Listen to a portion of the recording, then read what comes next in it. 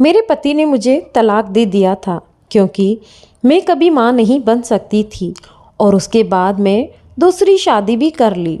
1 साल बाद उसके घर बेटे का जन्म हुआ और उसने मुझे उसके बेटे के पहले जन्मदिन पर बुलाया ताकि वह सब देखकर मुझे बुरा लगा। उसका प्लान मुझे अच्छे से पता था, इसीलिए पार्टी के लिए जाते समय मेरे पास एक लिफाफा था, वह मैं अपने साथ ले गई। जब मैं पार्टी में पहुंची तो उसने मुझे देखा और मेरे पास आकर कहने लगा कि देखो, तुम्हें तलाक देने का मेरा फैसला एकदम योग्य था। आज मैं एक बच्चे का बाप बन गया हूँ। उसकी बात सुनकर मुझे हंसी आई और मैं उस लिफाफे को उसे हाथ में देते हुए कहने लगी कि इसे ध्यान से देखो। जैसे ही उसने वह लिफाफा देखा, उसके तो मानो होश ही उड़ गए हो, मानो आसमान ही गिर गया हो उसके ऊपर। मेरा नाम अंजलि है। आज मेरी ननद के बेटे के जन्मदिन के उपलक्ष्य में घर पर पूजा रखवाई गई थी और मैं पूजा के लिए आए हुए सामान को हाथ लगा दिया था। बस फिर क्या था, मेरी सास ने वह देख लिया और ज़ोर ज़ोर से मुझ पर चिल्लाने लगी कि तूने उस सामान को हाथ लगाया ही क्यों? तुझे इतनी छोटी सी बात समझ नहीं आती कि मीना के बेटे के जन्मदिन की पूजा का सामान है और इसे तुझ जैसी बांझ औरत ने हाथ लगाया तो एक सुकून हो गया या नहीं? कहीं ऐसा तो नहीं कि तुझे अपनी ननद का सुख देखा नहीं जाता? इतना सुनते ही मेरी आंखों से आंसुओं की धारा बहने लगी। फिर भी अपनी भावनाओं को दबाते हुए मैंने कहा, माँ जी, इसमें आगे मुझे कुछ कहा ही नहीं गया। उतने में ही मेरी ननद मीना, जो मेरी ननद कम और सहेली ज़्यादा थी, मुझे ताना मारते हुए कहने लगी कि भाभी, तुमसे ऐसी उम्मीद नहीं थी। शायद मेरे मन बुना तुमसे देखा नहीं जाता। इतना अपमान सहन करने के बाद मैं उदास चेहरे के साथ अपने पति की तरफ देखने लगी। मेरे पति मुझसे बहुत प्यार करते थे। वैसे भी हमारी लव मैरिज हुई थी। मुझे लगा कि वह मेरी तरफ से कुछ तो कहेंगे, पर उल्टा मुझे ही सुनाने लगे कि तुम तो मीना को अपनी बहन की तरह मानती हो, फिर तुम उसके साथ ऐसा कैसे कर सकती हो? उनका ऐसा तोड़कर बोलना, यह सुनकर तो मैं अंदर से पूरी तरह टूट गई थी, क्योंकि कोई भी स्त्री सास और ननद को सहन कर सकती है, पर अगर उसका पति, जिसे उसने अपना सब कुछ माना हो, जिसके साथ जन्म जन्म रहने की कसम खाई हो, अगर वैसा कुछ कहे तो फिर वह स्त्री क्या कर पाएगी? मैं रोती रोती जाकर किचन में काम करने लग गई। बांझ होने के कारण पूजा साहित्य में हाथ तक नहीं लगा सकती, लेकिन एक बहू होने के नाते घर के सभी कामों की जिम्मेदारी मुझ पर ही थी। मैं सोचने लगी कि अगर मैं माँ नहीं बन सकती तो इसमें मेरा क्या दोष है? माँ बनना या न बन पाना, यह खुद एक औरत के हाथ में थोड़ी ना होता है। मेरी सास एक स्कूल में टीचर थी, मेरी ननद ने लॉ कर रखी थी और मेरे पति एक इंजीनियर थे। और मुझे हैरानी इस बात की होती कि इतने पढ़े लिखे लोगों के विचार इतने परंपरावादी हैं कि सिर्फ पूजा का सामान को हाथ लगा दिया तो अब सुकून हो गया। मुझे आज भी याद है कि किस तरह से मैं और आकाश पहली बार ऑफिस में मिले थे। मुझे ऑफिस ज्वाइन किए हुए कुछ दिन हुए थे। एक दिन मैं ऑफिस में प्रेजेंटेशन दे रही थी और बॉस के साथ वहाँ बैठे सभी ने मेरी प्रेजेंटेशन की काफ़ी तारीफ़ की। आकाश ने भी। वह मेरी प्रेजेंटेशन से काफ़ी प्रभावित हुआ था। एक ही ऑफिस में एक साथ काम करते करते हम दोनों कब एक दूसरे के प्यार में पड़ गए, हमें भी नहीं पता चला। घर वालों को जब बताया तो उन्होंने भी इस रिश्ते के लिए हाँ कर दी और हमारी शादी हो गई। मेरे सास ससुर और ननद का बहुत अच्छा स्वभाव था। इतना अच्छा पति मुझे मिला है, इसीलिए मैं खुद को बहुत भाग्यशाली समझती थी। आकाश ने मुझे पहले ही कह दिया था कि शादी के 2-3 साल तक बच्चे नहीं चाहिए, पहले लाइफ एंजॉय करेंगे, फिर बच्चों की जिम्मेदारी। और शायद इसीलिए घर वाले भी 2-3 साल तक बच्चों को लेकर कुछ नहीं बोले। लेकिन शादी को 5 साल होते ही घर के लोग ताना मारने लगे। घर के सदस्य और रिश्तेदार मेरे पीठ पीछे मुझे बांझ कहने लगे। मुझे बच्चा नहीं हो रहा था, इसीलिए आकाश भी मुझे पहले से कुछ नहीं बोला, पर अब वह भी मुझसे ठीक से बात नहीं करता था। वह मुझे सिर्फ काम होने तक ही बात करता था। ऐसा लगता ही नहीं था कि हम दोनों पति पत्नी हैं और एक ही घर में रहते हैं। पर मैं अपना दुख बताऊं तो किसे बताऊं और कौन मुझे समझेगा। आज हमारी शादी को 8 साल हो गए थे। मैं सोने लगी कि आज आकाश अपनी चुप्पी तोड़कर मुझे विश करेगा, लेकिन इसीलिए मैंने उसकी पसंद की टोकरी में नाश्ता दिया। पर उसने सांत्वनी से नाश्ता किया और एक भी शब्द ना कहते हुए चुपचाप ऑफिस के लिए निकल गया। आकाश के ऑफिस जाने के बाद मैंने ऑफिस में फ़ोन करके बताया कि मेरी तबीयत ठीक नहीं है। ऐसा कहकर छुट्टी ली ताकि आकाश को अच्छा सा सरप्राइज़ दे सकूं। आकाश ने मुझे एक बार भी नहीं पूछा कि तुमने छुट्टी क्यों ली, क्या तुम्हारी तबीयत ठीक नहीं है। मैंने रात के खाने में पालक पनीर, कोफ्ते की सब्जी और भी बहुत कुछ बनाया। बेडरूम सुंदर फूलों से और मोमबत्तियों से सजाया और उसकी पसंद की लाल रंग की बॉर्डर की साड़ी पहनी।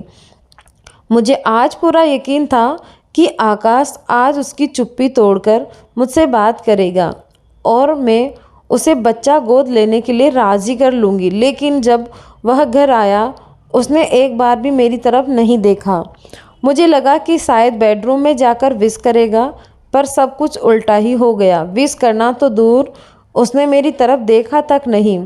थोड़ी देर बाद मुझसे ही रहा नहीं गया और मैं ही उससे बोली कि आकाश, आज अपनी शादी की सालगिरह है, वह भी भूल गए तुम। यह सुनते ही वह कहने लगा कि अरे नहीं नहीं, यह दिन तो भूलना भी चाहूँ तो भी भूल नहीं सकता, क्योंकि आज ही के दिन एक बांझ औरत मेरे गले पड़ गई थी। उसके ऐसे शब्द सुनकर मानो मेरी आंखों के सामने अंधेरा छा गया हो। मैं अपने आंसुओं को रोकते हुए कहने लगी कि क्या हम बच्चा गोद नहीं ले सकते। तुमसे मैंने कितनी बार कहा है और इस पर अपनी कितनी बार बहस भी हो चुकी है। मैं दूसरे का बच्चा, दूसरे का खून गोद नहीं ले सकता। मुझे मेरा खुद का बच्चा चाहिए जो तुम मुझे इस जन्म में नहीं दे सकती। और हाँ, आज अपनी शादी की सालगिरह है तो मैं तुम्हारे लिए ही अलग से गिफ्ट लेकर आया हूँ। मैं सोचने लगी कि जो इंसान बार बार नाक की ही रट लगा रखी है, वह मेरे लिए क्या गिफ्ट लेकर आया होगा। आकाश ने मुझे एक लिफाफा दिया। मैं भी बहुत उत्सुकता से उसे खोलने लगी। अंदर जब देखा तो उसमें तलाक के पेपर्स थे।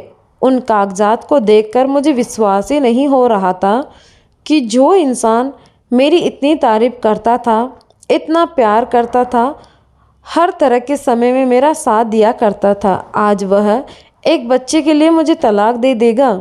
ऐसा लग रहा था मानो आसमान ही टूट पड़ा हो मुझ पर। लग रहा था मैं ज़ोर ज़ोर से रोक रही थी, फिर भी मैंने अपने आप को संभालते हुए तुरंत ही तलाक के पेपर्स पर साइन कर दिए, क्योंकि जब उसके मन में मेरे लिए प्यार ही नहीं तो ऐसे इंसान के साथ रहने में क्या फ़ायदा। दूसरे दिन मैंने वह घर छोड़ दिया और आकाश यही चाहता था। कुछ दिनों बाद मैं बहुत कोशिश करके अपना ट्रांसफ़र दूसरी ब्रांच में करवा लिया, क्योंकि उसके साथ काम करना मतलब पुरानी यादों को ताज़ा करने जैसा था। 1 महीने बाद ही उसकी दूसरी शादी हो गई और 1 साल बाद पता चला कि उसे बेटा हुआ है। बेटा होने की खुशी में उसने पार्टी रखी थी और उस पार्टी में मुझे भी बुलाया था ताकि वह मेरा अपमान कर सके। मैं भी उस पार्टी में गई। मुझे देखते ही वह मेरे पास आया और कहने लगा कि देखा तुम्हें तलाक देने का फैसला मेरा कितना सही था, मैं बाप बन गया हूँ। मैंने बहुत ही नम्रता से उसे पिता बनने की बधाई दी। मैं अपने साथ जो लिफाफा लाई थी उसे देते हुए कहा कि मेरी तरफ से यह सरप्राइज़ गिफ्ट का नाम सुनकर वह थोड़ा हैरान हो गया, क्योंकि शादी की सालगिरह के दिन उसने भी मुझे एक सरप्राइज़ गिफ्ट दिया था, तलाक के पेपर्स। अब यह मुझे कौन सा गिफ्ट दे रही है। यह सोचते उसने वह लिफाफा खोला और सामने जो देखा उसे देखकर उसके पैरों तले ज़मीन खिसक गई। दिसंबर की कड़कड़ाहट में भी, ठंड में भी वह पूरा पसीने से भीग गया था, क्योंकि उस लिफाफे के अंदर उसकी मेडिकल रिपोर्ट थी और उसमें साफ साफ लिखा था कि वह कभी बाप नहीं बन सकता। वह अपनी पत्नी की तरफ देखने लगा और उसकी झुकी हुई नज़र से सब कुछ एकदम शीशे की तरह साफ कर दिया था। मैंने उससे कहा कि अब तुम्हें तय करना है कि तुम्हें दूसरे का बच्चा, दूसरे का खून गोद लेना है या नहीं। ऐसा कहकर मैं वहाँ से चली गई। दूसरे दिन वह और उसकी माँ मेरे घर आई। दोनों को कुछ समझ नहीं आ रहा था कि क्या कहा जाए। फिर वह कहने लगा कि वह मेडिकल रिपोर्ट, मैंने उससे बताया कि तुम्हें याद है हम दोनों ने मेडिकल चेकअप करवाया था और किसी काम की वजह से तुम रिपोर्ट लाने नहीं जा पाए थे। फिर मैं अकेले ही गई थी। इस पर आकाश कहने लगा कि हाँ, और फिर घर आने के बाद तुमने कहा कि कमी तुम में है। फिर तुम झूठ क्यों बोली? क्यों इतने दिनों तक सभी के ताने सुने? क्या ज़रूरत थी तुम्हें झूठ बोलने की? मैंने कहा क्योंकि मैं तुमसे प्यार करती थी। मुझे लगा कि जब तुम्हें सच पता लगेगा तो तुम इस बात को सहन नहीं कर पाओगे और अंदर से पूरी तरह से टूट जाओगे। मैं तुम्हें ऐसी हालत में नहीं देख सकती थी। मेरा क्या था, मेरी तो आदत थी ताने सुनने की, पर तुम इस बात को लेकर मुझे सभी के ताने सुनने की आदत हो गई थी। पर जब तुम मुझे सुनाने लगे कि वह मुझसे सहन नहीं हुआ। आकाश कहने लगा कि तो मैं जब तुम्हें तलाक के पेपर्स लाकर दिए तब क्यों सच नहीं बताया? आकाश, गलती मेरी है जो मैंने तुमसे इतना प्यार किया, इतना विश्वास किया कि चाहे कोई कुछ भी कहे तुम मुझे अकेला नहीं छोड़ सकते। जब तुम्हारा ही प्यार ख़त्म हो गया था तो साथ रहकर भी क्या होता? मेरी सास मुझसे कहने लगी कि हमसे गलती हो गई है बहू, हो सके तो हमें माफ़ कर दो और सब बुलाकर हमारे साथ अपने घर रहने चलो।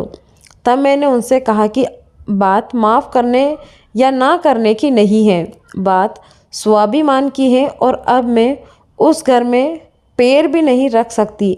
आकाश, अगले महीने मेरी शादी है और मैं तुम्हें वह सरप्राइज़ गिफ्ट दिया क्योंकि मुझे देखना था कि यह सब जानकर तुम दूसरे का बच्चा, दूसरे का खून गोद लेते हो या नहीं, क्योंकि जब मैंने कहा था तब तुमने साफ साफ मना कर दिया था। और इसे एक बात से पता चलता है कि पुरुष हमेशा ही खुद के कर्तव्य बड़े होने का दिखावा करते हैं और भोली भाली औरत को हमेशा नीचे दिखाने की कोशिश करते हैं। पर कमी एक पुरुष में भी हो सकती थी, यह भूल जाते हैं और आगे जाकर ऐसे ही व्यक्ति फंस जाते हैं और जब तक सच्चाई का पता चलता है तब तक बहुत देर हो चुकी होती है। जो पुरुष अहंकार के कारण एक स्त्री पर अत्याचार करता है उसके पीछे भगवान होता है, यह बोलना नहीं चाहिए। साथियों, जीवन जीते हुए कभी किसी के साथ अन्याय नहीं करना चाहिए और अगर खुद पर अन्याय होता है तो उसे सहन भी मत करिए। आपको यह कहानी कैसी लगी आप हमें कमेंट करके ज़रूर बताना मेरे दोस्त।